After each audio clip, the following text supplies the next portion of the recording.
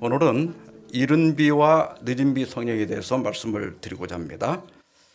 야고보서 5장 7절 8절입니다. 그러므로 형제들아, 주께서 강림하시기까지 길이 참으라.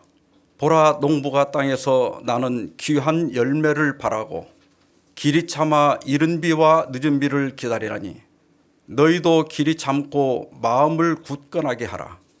주의 강림이 가까우니라. 우리나라는 사계절이 뚜렷하죠. 봄, 여름, 가을, 겨울.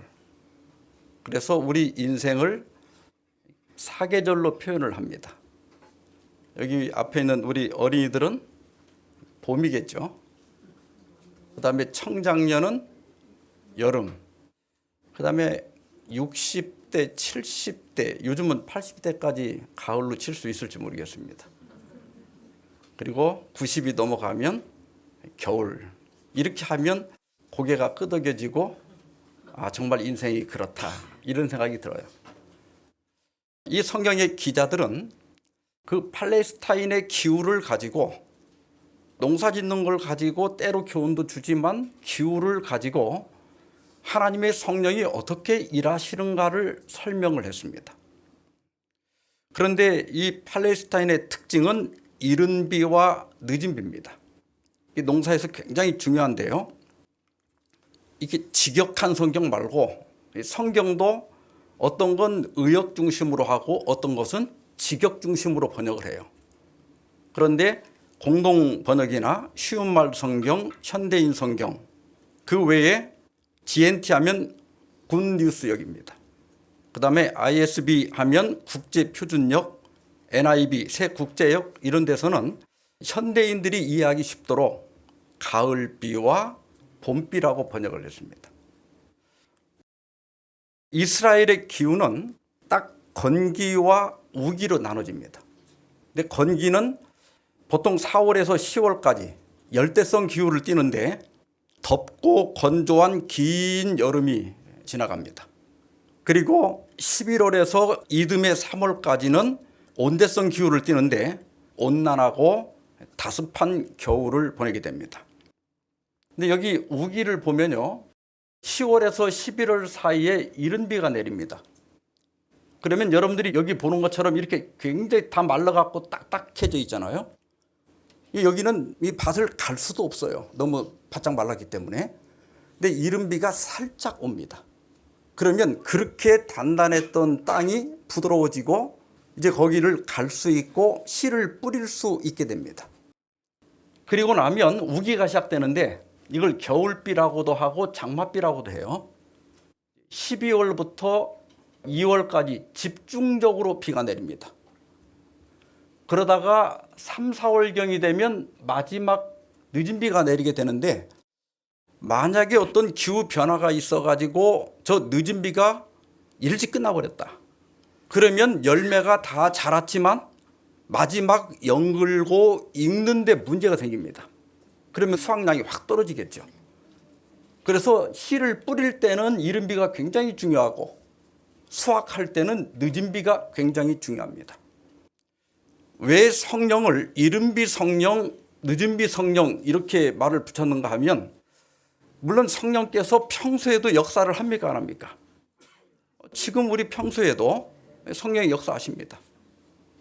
제가 평소는 아침에 일어나서 밥을 먹고 또 샤워도 하고 제 연구실에 출근해서 말씀 준비를 합니다. 늘 그런 생활을 하지만 주말이 되면 주말 붕에도 가고 또 어디 특별 세미나를 하러도 가요. 그러니까 성령께서 일반적으로 신자들의 마음속에 역사하시고 가르치시고 인도하시고 또 감동을 주시고 회개를 시키고 이렇게 하지만, 복음 사역과 관련한 특별한 두 개의 사역이 있다. 그것은 교회의 시작 때 성령께서 일하시는 모습을, 그 사역을 이른비 성령이라고 하고, 또 이 역사가 다 마치고 마지막 재림하기 직전에 복음 사업을 마무리하는 성령의 사역을 늦은비 사역이라고 묘사를 하고 있습니다. 구약 시대에도 이 비를 성령의 상징으로 사용을 했습니다. 이사야 32장 15절에 보면 마침내 위에서부터 성령을 우리에게 부어 주시리니, 비가 막 쏟아붓잖아요. 그러니까 비가 오는 그것을 이용해서 하나님의 성령이 주어질 것을 묘사하고 있는 거예요. 그러면 광야가 아름다운 밭이 되며 아름다운 밭을 숲으로 여기게 되리라. 이 이사야 32장의 예언은 히스기야 왕이 주도했던 큰 개혁을 상징합니다. 그런데 그 개혁의 결과로 어떤 부흥이 일어날 것인가를 비를 통해서 묘사를 했어요. 그러면 이스라엘 사람들은 훨씬 더 이해가 잘 되는 거예요. 우리가 인생을 추나추동에 이렇게 비유하듯이. 그런데 이 예언은 히스기야 개혁 때도 부분적으로 성취가 됐지만 더 완전한 성취는 오순절에 이루어집니다. 그래서 오순절 성령이 주어질 때 베드로가 나가서 뭐라고 하는가 하면, 이제 성령을 받고 그들이 나가서 방언을 말할 때 거기 많은 사람들이 이거 술 취한 거 아니냐 이렇게 생각할 때 뭐라고 했는가 하면, 하나님의 말씀하시기를 말세에 내가 내 영을 모든 육체에 부어주리니 그랬어요. 그러니까 이것은 이른비 성령의 역사지 우리가 술 취한 게 아니다. 자, 그러면 먼저 이른비 성령, 가을비 성령에 대해서 좀 살펴보겠습니다. 부활하신 예수님께서는 십자가에 달리시기 전에 내가 부활한 다음에 갈릴리에서 만나자고 약속을 하셨습니다. 그리고 갈릴리 바닷가에 만나셔가지고 사도들에게 이렇게 분부를 합니다.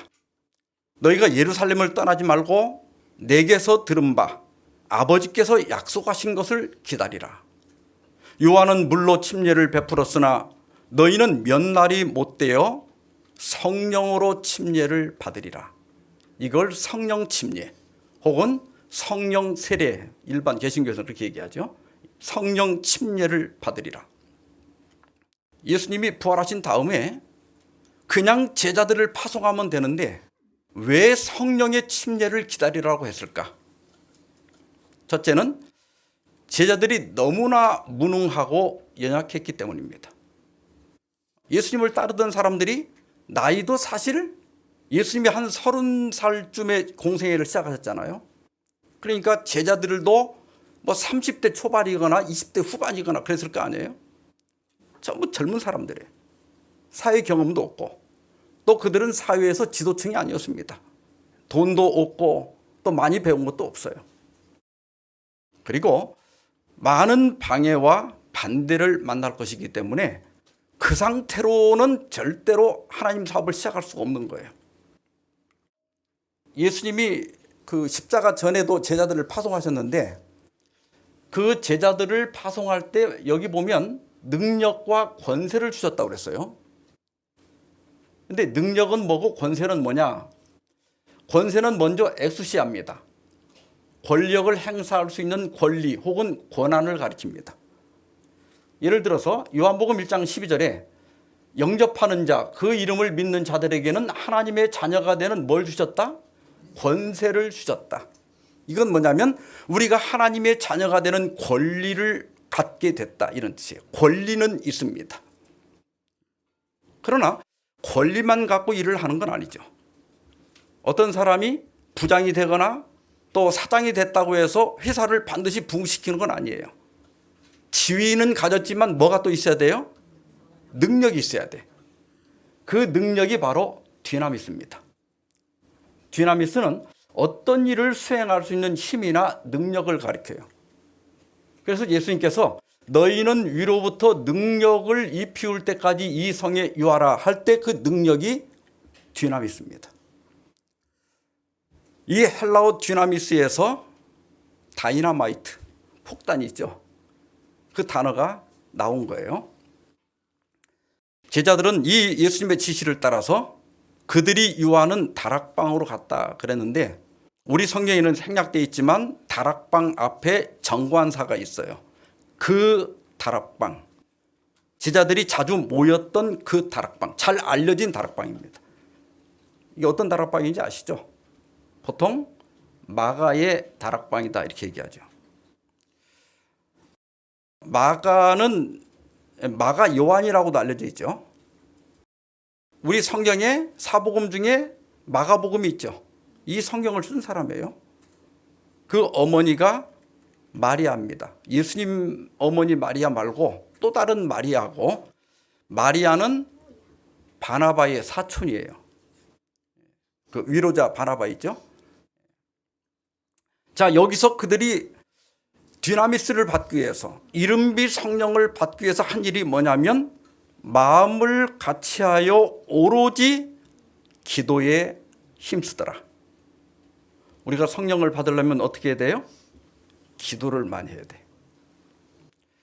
자, 그러면 이렇게 기도할 때 오순절날이 이르렀고, 그때 어떤 일들이 벌어지는가? 그들이 다 같이 한 곳에 모였더니 호련히 하늘로부터 급하고 강한 바람 같은 소리가 있어 그들이 앉은 온 집에 가득하며, 쉬 하고 바람이 불었다는 뜻이 아니에요. 여기 보면 바람이 실제 부른 게 아니라 바람 같은 소리예요. 근데 여기 바람이 원문의 푸노에인데 숨이나 호흡을 가리킵니다. 그러니까 성령을 받는 사람들의 육체에 변화가 일어나고 호흡이 깊어지는 걸 의미하는 거예요. 예수님께서 부활하신 다음에 일요일 저녁에 제자들이 모인 곳에 나타나셔가지고 그들을 다시 파송합니다. 아버지께서 나를 보내신 것 같이 나도 너희를 보내노라 하면서, 우리가 하나님의 복음을 전하기 전에 먼저 할 일이 뭐냐면 저희를 향하사 숨을 내쉬며 가라사대 성령을 받으라 그랬어요. 근데 여기 숨을 내쉬며 그랬는데, 다른 많은 성경들, 영어 성경의 NIV나 또 새 미국 표준역이나 이런 데서는 숨을 불어 넣으시며 가라사대 이렇게 번역되어 있어요. 이게 훨씬 원문에 가까워요. 그러니까 제자들에게 숨을 불어 넣으시면서 성령을 받으라 그랬어요. 여기 받으라는 라베텐데 영접하라 이런 뜻입니다. 다시 말하면 성령을 받으면 성령을 받은 그 사람 자체가 초능력자가 되는 것이 아닙니다. 사도들의 능력의 원천은 사도 자신에게서 나오는 게 아니라 사도들이 성령을 영접했을 때 그 사도들 안에 계신 성령의 능력이 나타나는 거예요. 우리가 성령을 받으면 우리가 초능력자가 되는 게 아니에요. 우리 안에 계신 성령께서 일하시는 겁니다. 이것은 보혜사를 보내주겠다고 하신 예수님의 약속에 대한 예비적이고 부분적인 성취입니다. 이때도 이들이 성령을 받았지만 이건 부분적으로 받았어요. 왜냐하면 제자들이 아직 나가서 일을 하지 않았거든요. 오순절 날에 이르러서 그들은 실제적으로 성령께서 급하고 강한 바람 같은 소리와 함께 그들 안에 역사하는 것을 느꼈습니다. 그 다음에 마치 불의 혀같이 갈라지는 것들이 그들에게 보여 각 사람들 위에 하나씩 임하여 있더니, 이것도 잘 보셔야 돼요. 막 여기 막 불이 켜지고 이게 아니에요. 여기도 뭐라 그랬어요? 실제 불이 아니라 마치 불의 혀같이 갈라지는 것들이. 그러니까 어떤 불꽃같이 밝은 이 빛이 이 집안에 딱 나타나더니 이것이 불꽃처럼 이렇게 갈라지면서 사람들 머리 위에 나타난 거예요. 그런데 이게 영원히 나타난 게 아니고 그 임하여 있더니, 이게 헬라어 시제를 보면 과거형으로 쓰여 있어요. 그러니까 계속 켜져 있는 게 아니고 반짝하고 나타났다가 사라진 거예요. 그러나 이게 가시적인 눈에 보이는 것들은 사라졌지만 성령이 역사한 그 효력은 제자들에게 영원히 지속되었습니다. 그래서 이 사람들이 성령 충만을 받았어요. 그러니까 성령 세례와 성령 충만, 성령 침례와 성령 충만은 같은 경험입니다. 그들이 성령 충만함을 받고 성령이 말하게 하심을 따라 다른 언어들로 말하기를 시작하니라. 여기 보면 다른 언어라고 그랬죠. 그러니까 뜻을 알 수 없는 중얼거림이 아니라 명백한 외국어를 말한 거예요.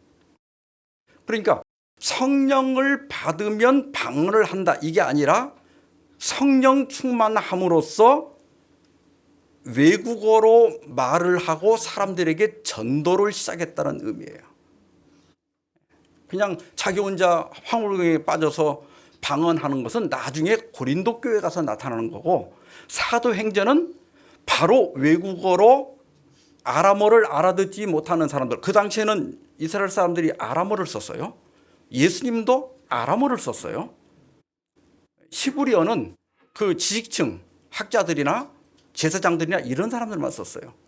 그러니까 거기 모인 외국 사람들에게 바로 나가서 외국어로 복음을 전한 겁니다.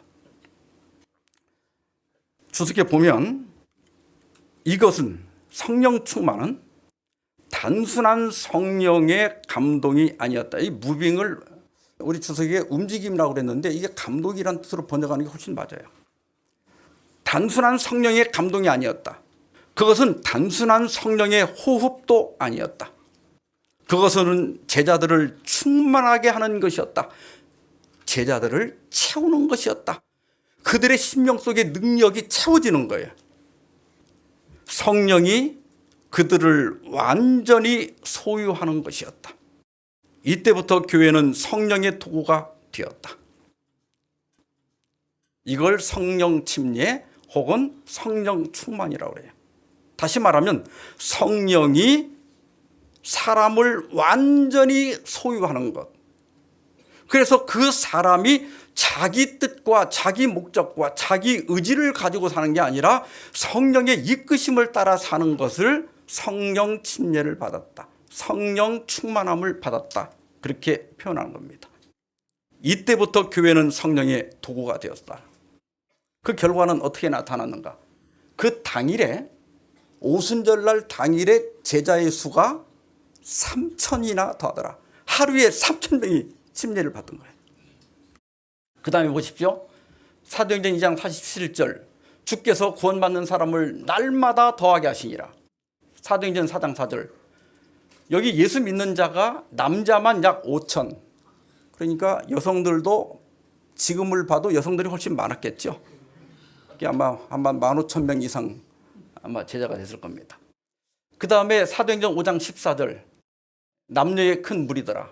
사도행전 5장 28절 가르치지 말라고 할 때 너희가 너희 가르침을 예루살렘에 가득하게 하니 복음이 안 들어간 데가 없는 거예요. 그래서 마침내 사도행전 6장에 가면 제자의 수가 더 심히 많아지고 허다한 제사장의 무리도 이 도에 복종하니라. 이때 그리스도인들의 숫자가 얼마나 됐을까? 사실 정확한 기록은 없어요.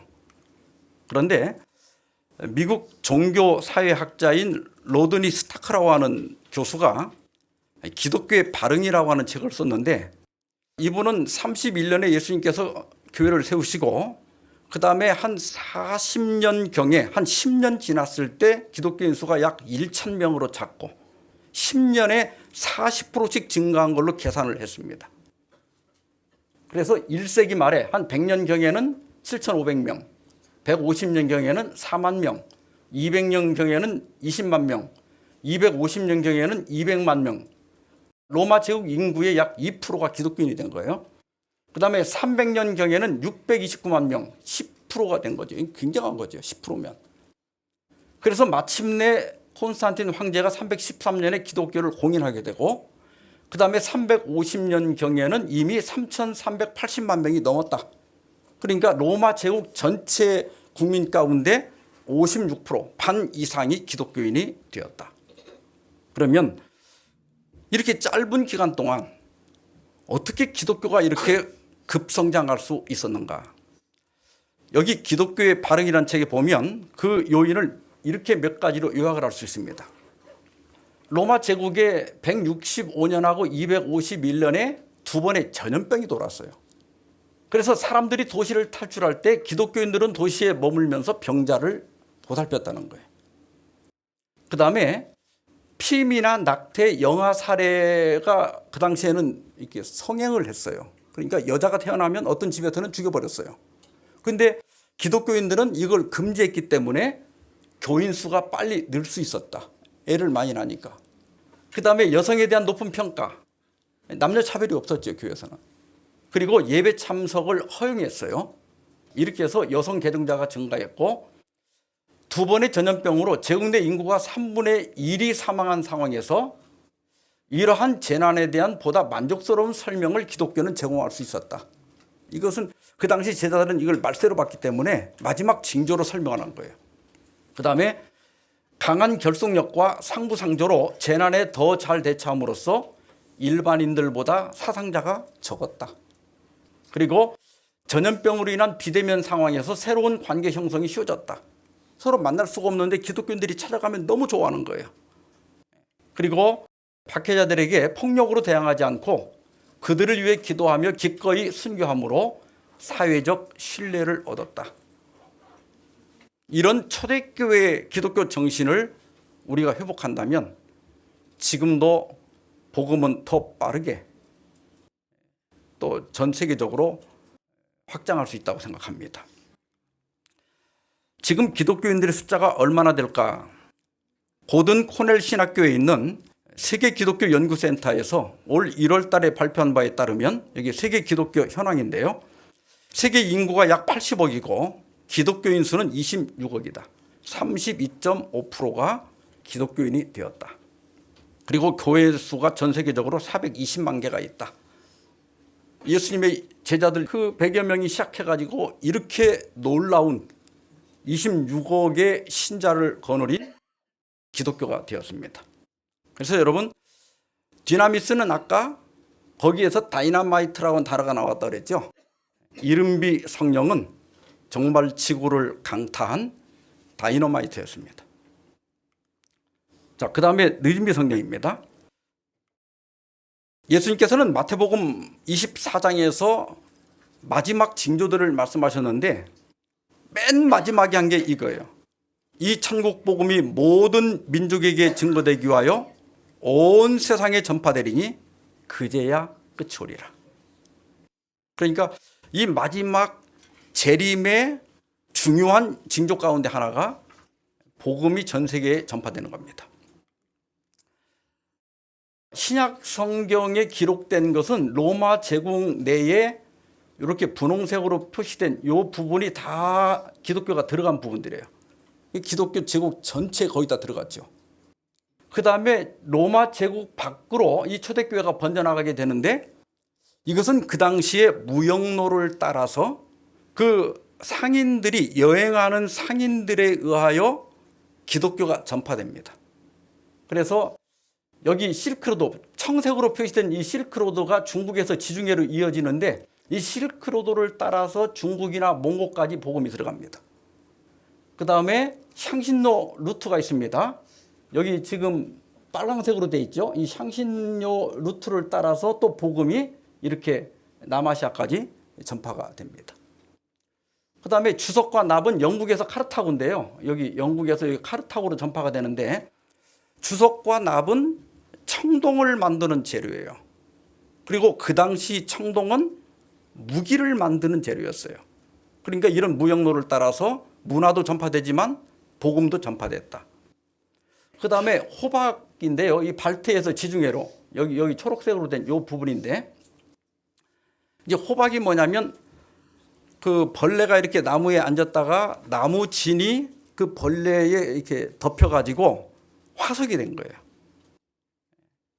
근데 그 당시 사람들은 이 호박을 그 보석으로도 사용했고 또 부적으로 복을 받거나 치료하는 부적으로도 사용했고 그게 나무 진이니까 향수로도 씁니다.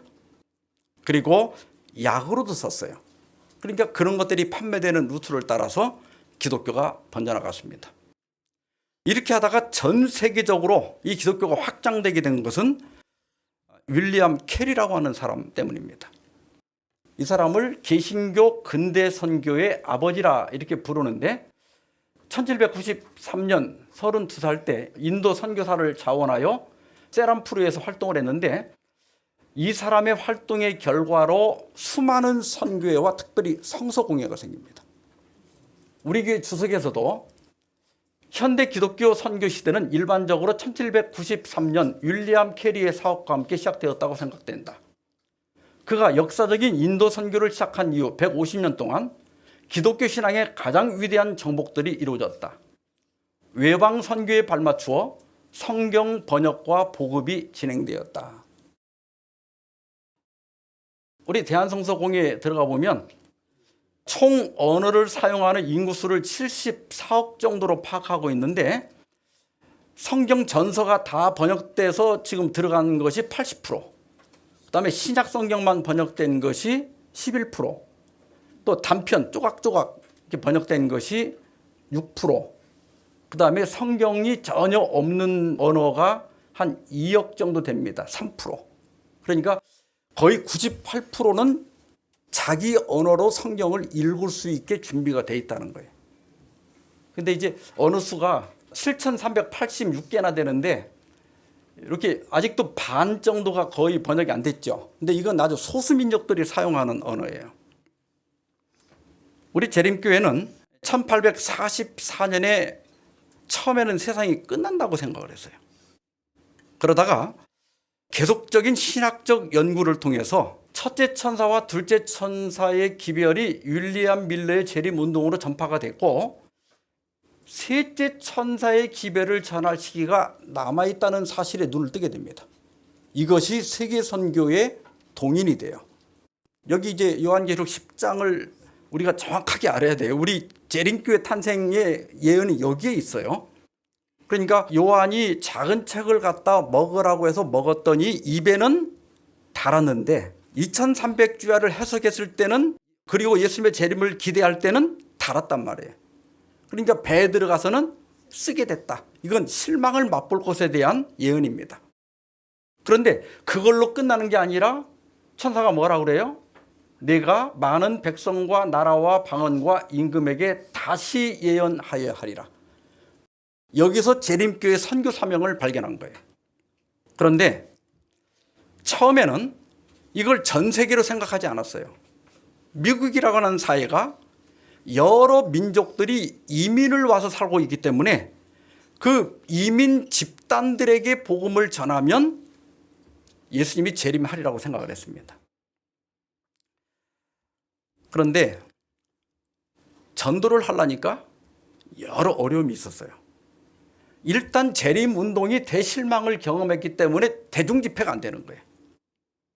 그리고 대중집회를 하려고 하면 돈이 많이 필요한데 자금이 없어요.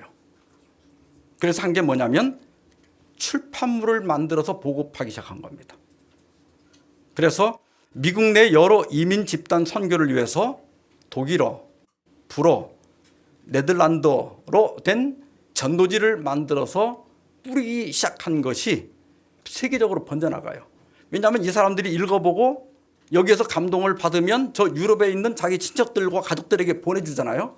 그러니까 유럽에서 재림 신자들이 생겨나기 시작한 거예요. 그래서 유럽 전도를 할 필요가 있다. 여기 선교사를 공식으로 파송해야 되겠다. 그렇게 해서 우리 교회에서 1874년에 최초로 공식 선교사를 유럽에 파송합니다. 이분이 바로 앤드루스 목사입니다. 이분은 7개 국어에 능통했고 또 신약을 다 외웠다고 그래요. 신약 전체를. 그리고 구약도 대부분 거의 다 모르는 부분이 없을 정도로 이해를 하고 있었고 그런 학자였고 왕성한 저술가였고 강력한 설교자였고 유능한 신학자였습니다. 미국에서 저희 교회 3대 대총회장도 하셨고 또 리비엔 헤럴드 편집장도 하셨어요. 그래서 이분을 미국으로 보내면서 엘렌 화이트는 유럽 신자들에게 우리 가운데 가장 유능한 사람을 보내드립니다. 이렇게 편지를 했어요. 이때 이분은 아내가 먼저 돌아가셨어요. 그래서 이제 혼자 호랩이었는데 16살 된 아들과 12살 된 딸을 데리고 선교사로 간 거예요. 근데 앤드루스가 쓰러졌는데 의사가 와 보니까 영양실조예요. 이게 의사가 막 뭐라고 하는가 하면 어떻게 이렇게 먹고 살 수 있냐. 근데 앤드루스가 봉급은 받았지만 전도지를 만들고 하나님 사업하는 데 다 써버리고 거의 죽을 먹어가면서 일을 한 거예요. 그러다가 그 딸이 17살 때 폐결핵에 걸려요. 영양실조니까. 그래가지고 그 딸을 데리고 이제 미국 우리 요양병원에 가서 치료하기 위해서 데려갔는데 17살밖에 안 된 그 딸이 거기서 회복하지 못하고 죽어요. 그리고 사실 이제 죽었지만 그 장례식에 많은 이제 이 최초 선교사의 딸이 죽었으니까 교인들과 청년들이 많이 모였잖아요. 그 딸 앞에서 앤드루스가 이 세계 선교에 대한 설교를 합니다. 여기에 감동된 수많은 청년들이 세계 선교 사업에 자원하고 나서는 거예요. 이게 하나의 미랄이 된 겁니다. 앤드루스 목사는 다시 유럽으로 돌아왔지만 그 돌아오는 과정에서 자신도 폐결핵에 걸려요. 그래가지고 결국은 54세의 젊은 나이에 요절을 합니다. 그런데 그 앤드루스는 죽기 며칠 전에도 침상에서 기사를 쓰고 있었다고 그래요. 이렇게 해서 우리 재림교회가 세계 선교 사업이 확장되는데 유엔이 집계한 나라나 지역이 235개국인데 이게 작년 말 통계입니다. 재림교회가 들어간 나라가 212나라. 그러니까 전 세계의 90%의 재림기별이 들어가 있다는 거예요. 그 다음에 조직된 교회가 97,800개. 그 다음에 교인 수가 2,220만 명, 2천만 명을 넘어섰어요. 그 다음에 이제 입교자 수는 보통 100만 명이 넘었는데 코로나 때문에 2021년에 95만 명으로 줄었지만 작년에 다시 135만 8천 명으로 늘었습니다. 그래서 계산해 보면 하루에 3,722명씩 매일 재림교회로 들어오고 있어요. 오순절 성령을 받았을 때 하루에 3,000명이 침례받았다고 그랬죠. 재림교회는 하루만 그러는 게 아니라 1월 1일부터 12월 31일까지 날마다 3,700명씩 침례를 받고 재림교회로 지금 들어오고 있어요. 그래서 12년마다 배가 되고 있습니다. 자, 이제 여기까지 왔어요. 이제 전 세계 사람을 한번 이렇게 정리하면 이렇게 할 수 있습니다. 첫째는 복음을 아직도 듣지 못한 사람, 제일 많겠죠.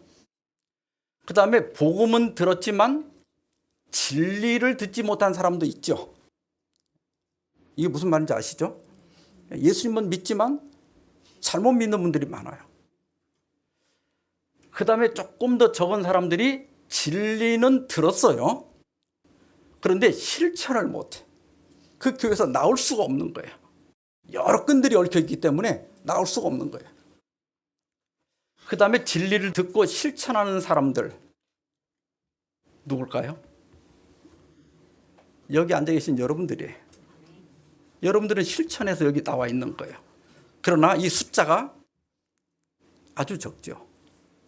우리 진례불교회 여기 모인 오늘 모인 이 성도들 물론 다른 방에도 있고 또 영상으로도 많은 분들이 듣지만 다른 단일교회 수십만 명이 되는 단일교회나 다른 교파와 비교하면 정말 우리는 연약할 수밖에 없습니다. 그래서 스가랴 4장 6절에 만군의 여호와께서 말씀하시되 이는 힘으로 되지 아니하며 능력으로 되지 아니하고 오직 나의 영으로 되느니라. 그러니까 씨는 다 뿌려졌어요. 마지막 수확을 해야 하는데 이것은 우리가 아무리 노력해도 마지막 열매를 맺히게 하는 데는 우리가 너무 연약한 거예요. 그래서 우리에게 뭐가 필요합니까? 늦은 비 성령을 받아야 되는 거예요. 이게 마지막 때가 되면 일반 교회가 무너졌다고 하는 것은 진리를 떠났다는 거예요. 진리를 완전히 버려버리는 거예요. 그리고 교회가 어떻게 되는가 하면 귀신의 처소와 각종 더러운 영이 모이는 곳과 각종 더럽고 가증한 새들이 모이는 곳이 되었도다. 이건 뭐냐면 결국 강신술이 일반 교회를 거의 다 장악하는 거예요. 그러니까 우리는 영혼 불멸을 믿지 않기 때문에 강신술 얘기 딱 벌써 누가 그런 얘기하면 딱 끊어버릴 수가 있잖아요. 저건 사탄이다. 저건 가짜다. 금방 알죠. 근데 영혼 불멸을 믿는 사람들은 여기에 동화될 수밖에 없어요. 그래서 교회가 다 강신술에 의해서 장악되는 거예요. 그때 하늘로부터 다른 음성이 나서 이르되 내 백성아 거기서 나와 그의 죄에 참여하지 말고 그가 받을 재앙들을 받지 말라. 이렇게 불러내는 사람들이 있는데 이게 누군가 하면 늦은비 성령을 받은 사람들이 이 일을 한다는 거예요. 그래서 우리가 무엇보다도 진리를 깨닫는 것도 중요하지만 늦은비 성령을 받아야 이 사업 속히 마치고 우리 주님 재림을 촉진하고 우리가 하늘에 갈 수 있습니다. 자, 그러면 남은 시간 동안 늦은비 성령을 받기 위해서 우리가 뭘 해야 될까? 첫째는 봐라. 거듭나야 합니다. 예수님께서는 거듭나지 아니하면 하나님 나라를 볼 수 없다 그랬어요. 땅에 수확물을 있게 하는 늦은비는 인자가 오실 때를 위해 교회를 준비시키는 영적 은혜를 나타낸다. 그러나 이른 비가 내리지 않으면 생명이 있을 수 없다. 새싹이 돋아나지 않을 것이다. 이른 비가 충분히 내려 제 역할을 다하지 않는다면 늦은 비가 씨앗을 여물게 할 수 없다. 씨앗을 뿌리지 않았거나 그 씨앗이 싹이 트고 자라지 않았다면 늦은 비가 내린들 아무 소용이 없죠. 그러니까 역사적 이른 비는 내렸어요. 문제는 개인적 이른 비 성령을 받았느냐 하는 거예요. 중생이라는 게 뭘까? 거듭난다는 게 뭘까? 리비엔 헤럴드의 거듭남은 새로운 동기와 새로운 취향과 새로운 경향을 갖는 데 있다. 이 마지막 경향, 텐덴시 하면 경향이라고도 번역하지만 마지막 성향, 새로운 성향, 타고난 성향이 아니라 새로운 성향, 새로운 동기, 새로운 취향을 가져야 한다. 이걸 그림으로 쉽게 설명하면 이게 납니다. 태어난 나예요. 여기 내가 딱 있죠. 이거 타고난 거예요. 유전적으로도 태어났고 어려서 양육 과정에서 나라고 하는 게 이렇게 형성돼 있어요. 이건 죄된 거죠. 그러면 우리가 거듭났다고 하는 것은 이런 내 안에 성령이 임재하시는 거예요. 쉽게 얘기하면 실질적으로 얘기를 하면 성령은 어떻게 우리 안에 역사하시는가 하면 말씀을 통해서 들어오는 거예요. 그래서 하나님의 말씀을 듣고 배워야 돼요. 그래서 그 지식이 내 안에 쌓일 때 내가 본래 타고난 생각과 하나님의 말씀을 통해서 받은 생각이 충돌을 일으키게 되고 옛 생각을 십자가에 못 박을 때 이 하나님의 말씀이 나를 지배하게 되는 거예요. 그래서 말씀을 깨닫고 늘 말씀을 염두에 두고 살아야 돼. 이게 말씀이 들어왔다 나갔다 하는 건 이게 도움이 별로 안 돼요. 그러니까 교회 왔을 때는 말씀을 잘 생각했다가 교회 끝나고 나가자마자 그냥 세상 사람 되고 그러면 안 됩니다. 언제나 말씀에 사로잡혀서 말씀 중심으로 살아가는 것, 이런 삶이 시작된 것이 바로 거듭났다, 중생했다 이렇게 얘기하는 거예요. 두 번째는 성숙해야 됩니다. 오직 사랑 안에서 참된 것을 하여 범사에 그에게까지 자랄지라 그는 머리니 곧 그리스도라.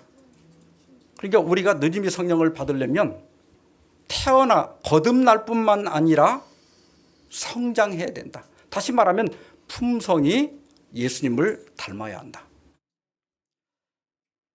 씨가 발하는 것은 영적 생활의 시작을 나타내고 곡식이 자라나는 것은 그리스도인의 성장에 대한 아름다운 표상이다. 천계에서와 마찬가지로 영적 세계에 있어서도 자라남이 없이는 생명이 있을 수 없다. 성화는 일생을 통해 이루어야 할 사업이다. 짧게는 어제보다 오늘 조금이라도 변화돼야 돼. 지난주보다 이번 주가 신강기를도 조금 덜 내고 화도 조금 덜 내고 그래야 돼. 그래서 이게 계속 조금씩 교회 다니만큼 조금씩 사람이 변해야 돼요. 이것을 그림으로 나타내면 이게 아까 거듭난 거라고 그랬죠? 이게 하나님의 말씀이 들어온 거예요. 그 말씀이 나를 지배하는 거예요. 그런데 성장했다고 하는 건 뭐냐면 내가 점점 작아지고 하나님의 성령이 또 하나님의 말씀이 나를 거의 지배하는 거예요. 이걸 성령 충만이라 이렇게 얘기해요. 그래서 내 성질대로 사는 게 아니라 하나님의 성령이 이끄는 대로 말씀대로 모든 걸 판단하고 또 결정하는 것. 이것이 바로 성장하고 있는 것이다.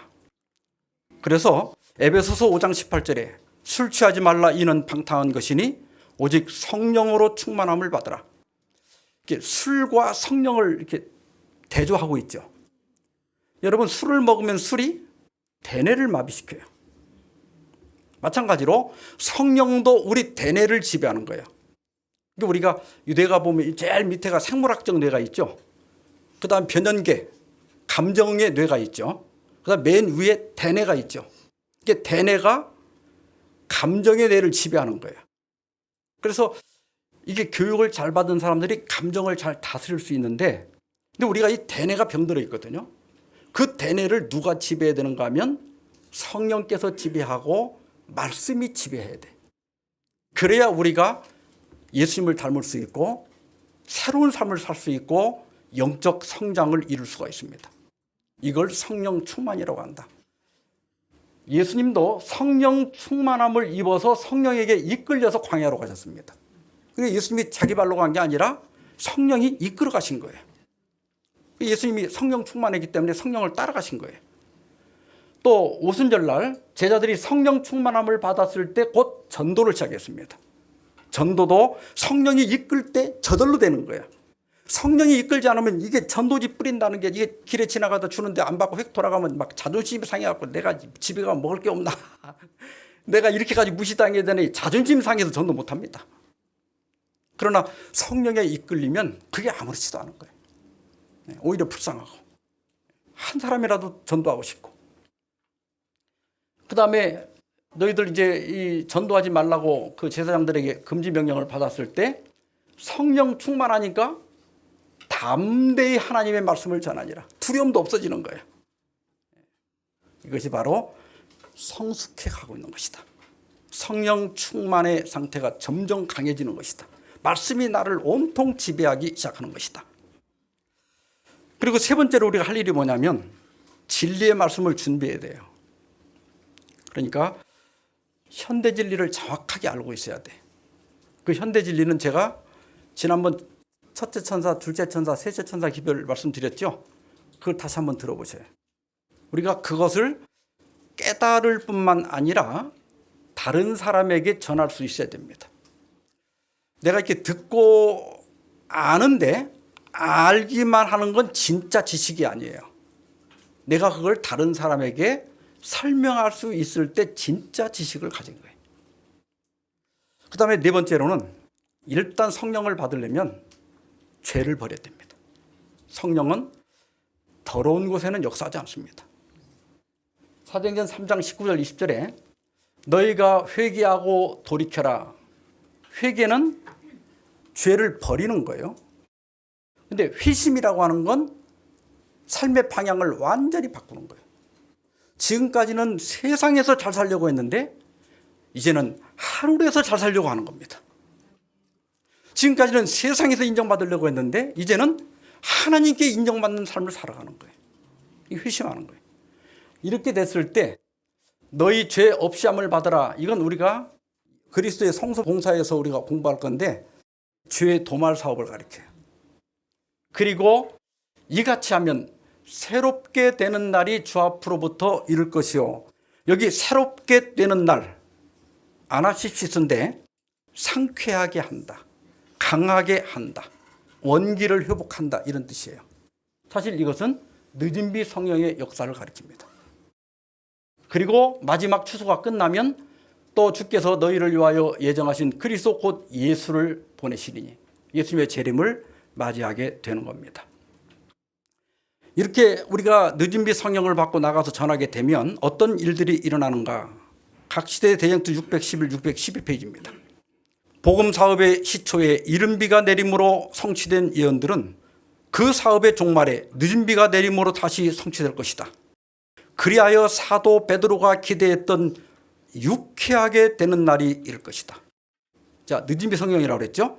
그러면 이제는 밝은 광선이 각 곳을 뚫고 들어가서 진리가 분명하게 드러나게 된다. 그리하여 하나님의 정직한 자녀들은 그들을 결박하고 있던 줄을 끊어버리게 된다. 여러분들은 끊어버리고 여기 나온 사람들이지만 지금 진리를 받고도 그 끈을 끊지 못한 사람들이 바벨론 가운데 머물러 있어요. 이런 사람들이 줄을 끊고 나오게 되는 겁니다.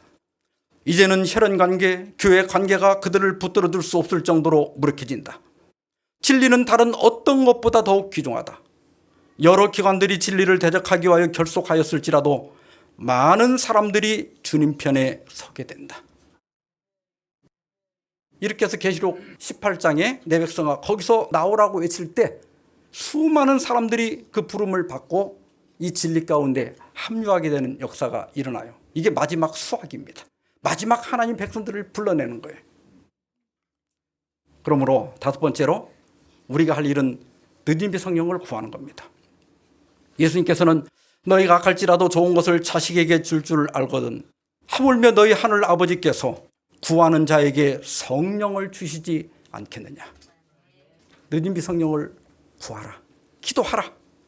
신물교훈 121페이지에 오순절에 부어주신 성령은 이른비였다. 그러나 늦은비는 더욱 풍성할 것이다. 성령은 우리가 당신을 구하고 받아들이기를 기다리신다.